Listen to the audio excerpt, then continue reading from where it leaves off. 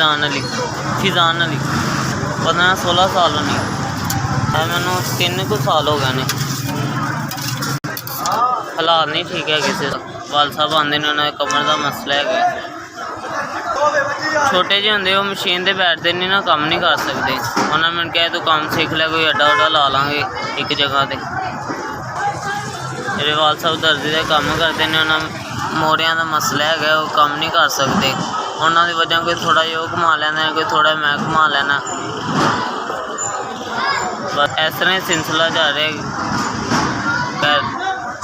घर साडा सब्ज़ादार है, किराए ते है, किराए ते घर है। वालदा मेरी फौत हुई हुई ते टोटल 4 भाई है।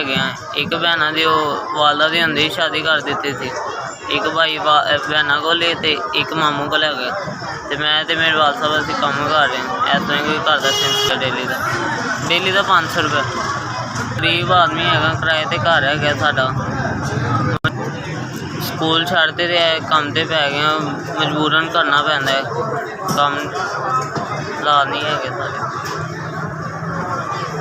0324 4059 498 फिजान अली। उन्होंने यही 3 साल हो गए मेरे फौत हुए। मेरी वालदा नूं फौत होया कोई 2.5-3 साल हो गए ने।